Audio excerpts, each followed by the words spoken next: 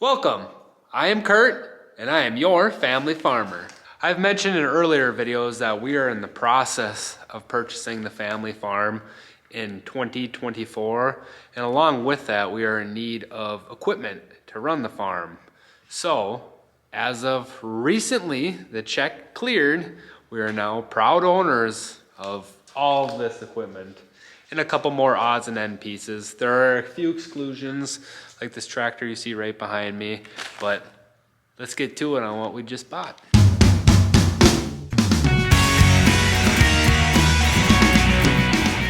Let's start with some of the bigger pieces of our recent purchase. This was, for the most part, all bundled kind of together for a all-to-go type deal. But the first piece right here is a Ford 7700 diesel tractor. These were made from 1975 to 1981, and they have just under 100 horsepower. This tractor is far from new, but it overall is in actually very good shape. It has about just under, I believe, 9,000 hours on the motor, but it runs really well and it has been real reliable over the past few years.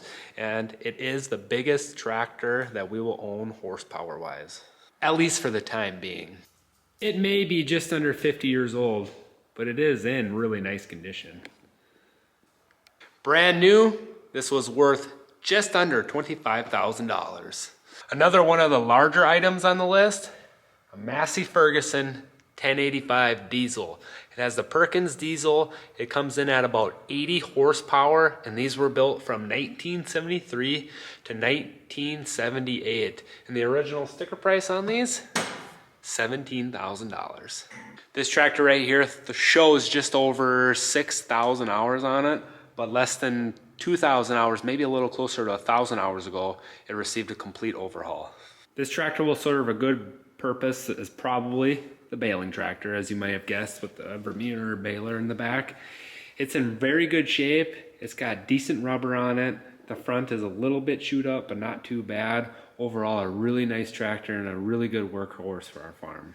Up next on our recent purchase is a Ford 7000. This one was built between 1971 and 1975. Horsepower comes in somewhere in between 80 to 90 horsepower. It's got a 4-cylinder diesel motor in there. Brand new, this would have set you back $12,260. Out of all the tractors that we have recently purchased, this one is the workhorse. This one shows just over 2,000 hours on it, but that stopped working a long time ago. This one, if I had to guess, after talking with my dad, it probably comes in somewhere between 10 and 12,000 hours on it. It's not in the most pretty shape anymore, but it's actually a pretty nice solid unit. The rubber, the front tires are a little worn and cracked, as are the back. It needs a little bit of work, but it's a good runner as long as it's warm. It's a little finicky when it's cold out, but it'll do the job. My dad has had this tractor for a very long time, as far back as I can remember. I've spent a lot of hours up there on that tractor in the field, cutting and raking hay and doing other small tasks. It's a darn good tractor, and we will continue to take care of it, and we'll continue to use it. Up next on our list of items purchased, we have an International 710 3-bottom plow.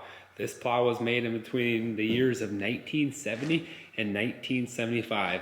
And right behind it is a John Deere 2500 4-bottom plow. I believe that one was made in 1978. Our goal here on the farm is to hopefully use these at very minimally. We're trying to go to a minimal till and no-till operation, but these could receive some use, especially early on.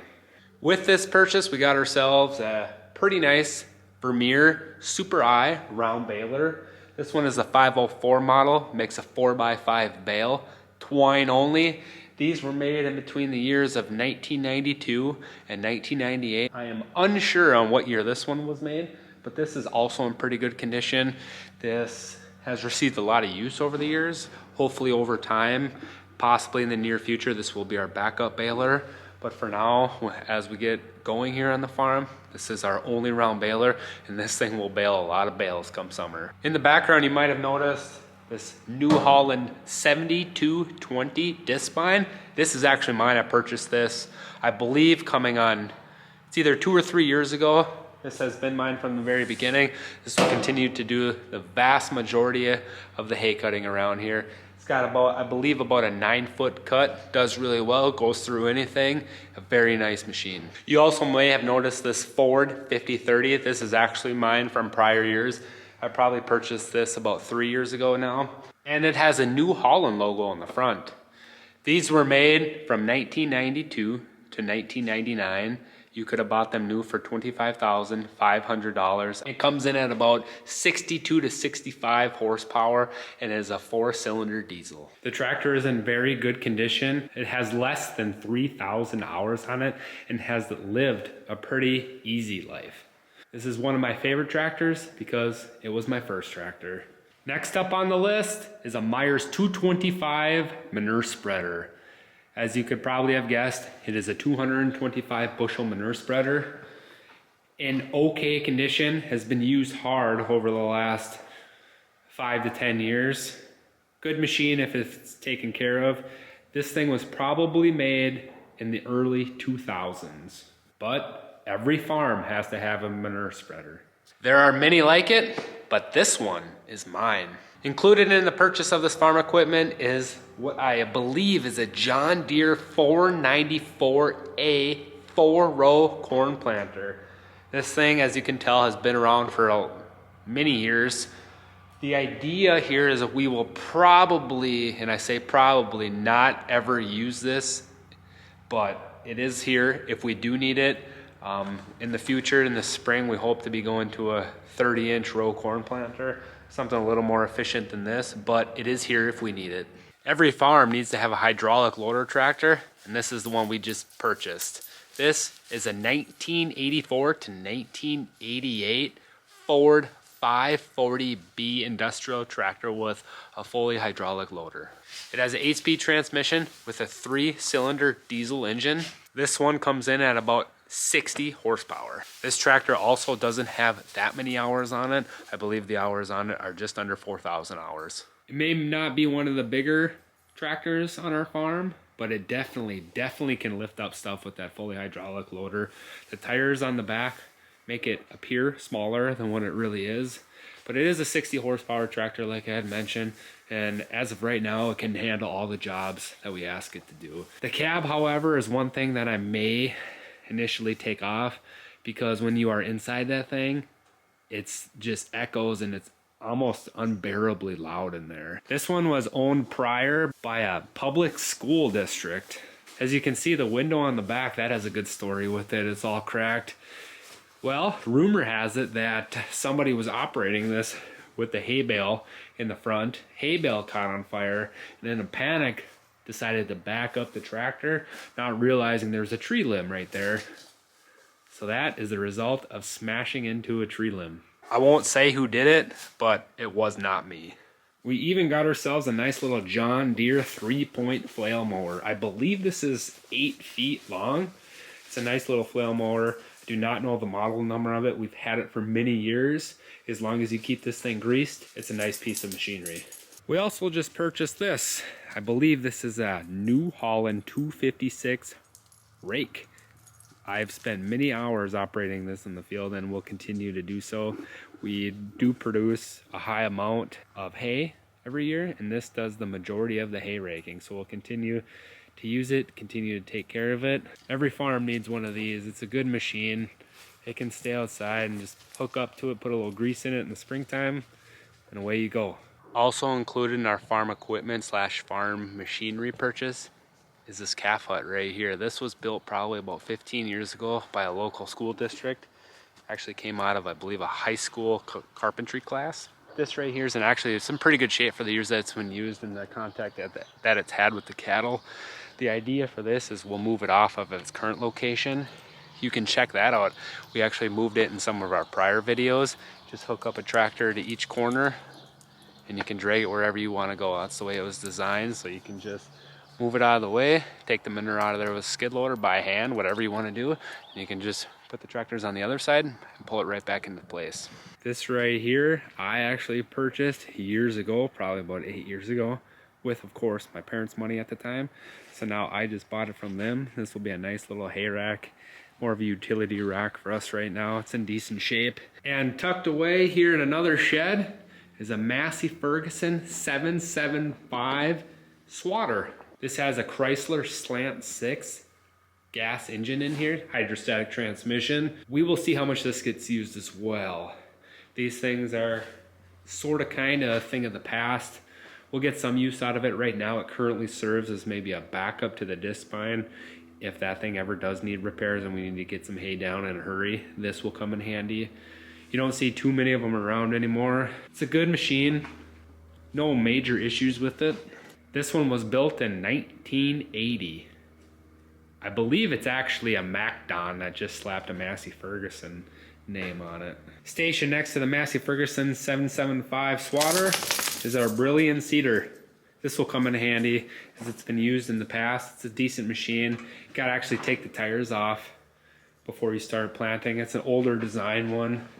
Does what we ask. It's a little bit finicky, so that's why I say I'm not sure how much I will use this after the purchase of our no-till drill, but it's here if we need it, and I do plan to use it. Sitting next to that is a Winco generator. You will never know when the lights go out and you need some power, so this will hook up to the tractor's PTO and generate some power for us if need be. This has been on the farm for, I would say, 10 to 15 years, and I do not remember it being used. Tucked deep down inside of the shed is a rock bucket. Quick attach rock bucket. I believe it's actually brand new. I'm not sure this thing's ever been used. Built very tough. That'll definitely come in handy for us over the next how many years. Have you ever seen an orange Ford? Well, now you have. This one is not included in the sale. We are back outside where all the good stuff sits. Right there, we got a trailer. This will go along with the little Ford skid loader that was purchased along with the sale. This will be able to drive right onto this trailer. It's got a steel bottom. It's been sitting in the same spot for a while. Next to it, a nice Harrow, good shape, good condition. It's on the newer end of things. I do not know what brand it is. I believe it's an odd brand. It may look like a John Deere, but it is not. This will get serviced right away come spring. We got the 2 chisel plowed fields that if you check out my prior videos, we chisel plowed them up with the Ford 7700. We will hook up probably the Massey Ferguson to this, and we'll do some harrowing to get ready for an alfalfa stand.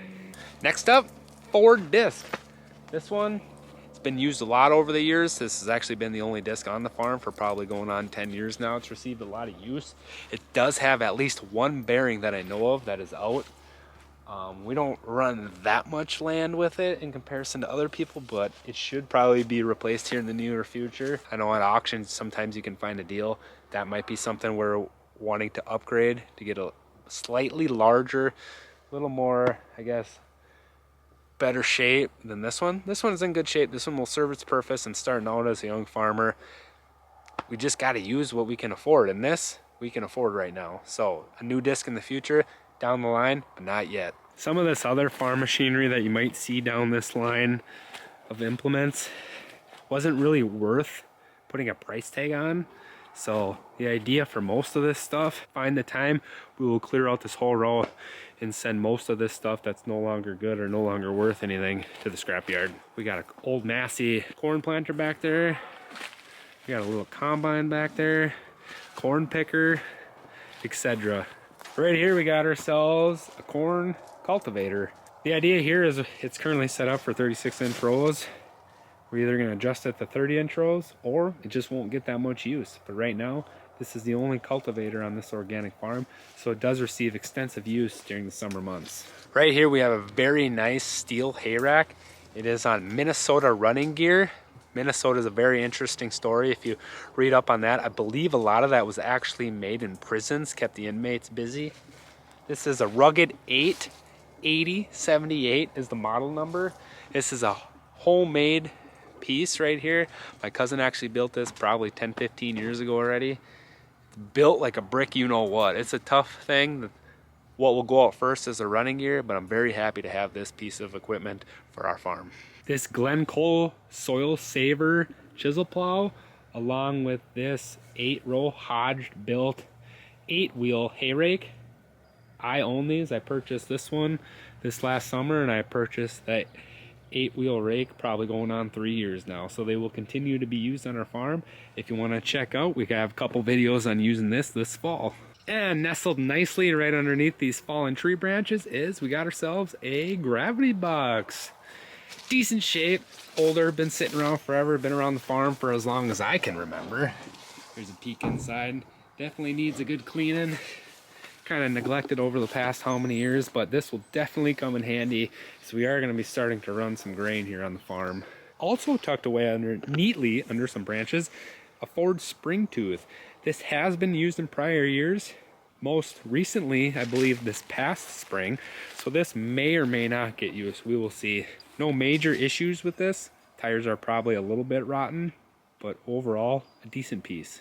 Anybody need a flitter box? Well, go get your own, because this one's mine. This one is also a Minnesota Running Gear heavy duty, it says on the bottom.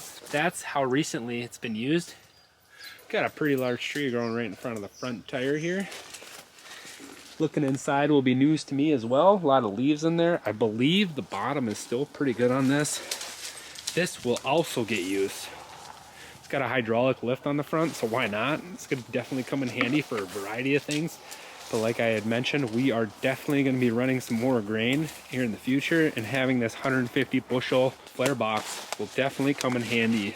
Tucked deep in the woods here is also another harrow. This one folds up. This one does have a crack, I believe, that I remember welding up in the past. Earlier we had a nice green one. That one is probably the one we will be using. This one will continue to stay on the farm. It's got tiny wheels in the back. We will use this on an emergency basis. Also, if we want to get 2 tractors out there just to get the job done, we'll hook this up and go. And that last but certainly not least is this. If you live in the great state of Minnesota, especially in this part of Minnesota, you need yourself a nice rock wagon. This also serves as a utility trailer. This is another homemade piece that was built by who knows who and was picked up on a consignment sale by my dad probably 30 years ago. It's been around here longer than I have. It's had everything thrown at it, every type of rock, big and small, and it's really a solid piece. This is definitely a very important piece to our farm. It's just the right size to be pulled by a smaller size tractor and have rocks dumped into it, get the kids out there, pick up rocks. The tires are more than just a little bit weather cracked, but these tires are pretty darn tough that I ain't too worried about it. We'll probably just keep on going until she blows. All this equipment that I just showed you was just recently, within the past few days, purchased by my wife and I. And we're gonna split up the equipment 1 year. That's why it's sold this year, 2023, and the farm will be sold in 2024. That's all for taxpayers, for the sellers, not us, but it will help us. It gives us a little bit of time to let the cost sink in, to take on another large cost, the farm. There's gonna be a ton of changes over the next few months here.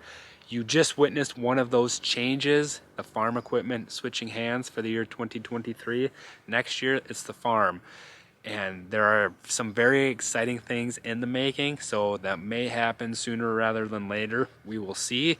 Nothing's a for sure, but I hope you guys keep an eye out for our next videos to find out. If you haven't already, please check out all our prior videos, and also please hit that subscribe button. That will really help us, really help a small family farm get going, not only on our YouTube channel, but hopefully in the future that will support us from doing all kinds of other things on this farm. This certified organic farm that's been in the family for well over 100 years. It looks like, it appears that it's in the being close to switched over to the 4th generation. So that's a lot of excitement for some of us and a lot of stress for some of us, if not all of us. But it's an exciting time. I hope everybody that deals with this just embraces it, because it is really a once in a lifetime opportunity. Time comes and goes, so we're going to cherish it as much as we can, make the stressful things as fun as possible, because you only get to do it one time, so you might as well do it right. So that was a ton of stuff that we recently purchased that also did not come cheaply for us, which is expected. When you run a farm, you have to spend money to make money. Well, mostly you just got to spend money. Really, in order to do what we're doing, we have been living very frugally over the last how many years, especially since we got married 5 years ago, just about 5 years ago, in preparation for this. So this is not a mistake. We saved up the money to make that down payment on the farm and to pay for the machinery in its entirety without taking out a loan. The farm will be sold on a contract for deed, so yes, we will have to pay interest on that, but it took a lot of dedication and sacrifice on not going out, not spending on the huge lavish vacations, not spending it on a new truck, just saving everything that we could to try to make buying this farm and running this farm work. So this is no accident, and it's finally coming to fruition, so we are very excited about that. Thank you guys so much for sticking with us, for checking out this video. Please keep on the lookout for our next video. Like I said, a ton of excitement, a ton of family-oriented content that's very family friendly and very farm friendly. So please keep an eye out for our next videos. Until then, thank you guys for watching, and we will see you later.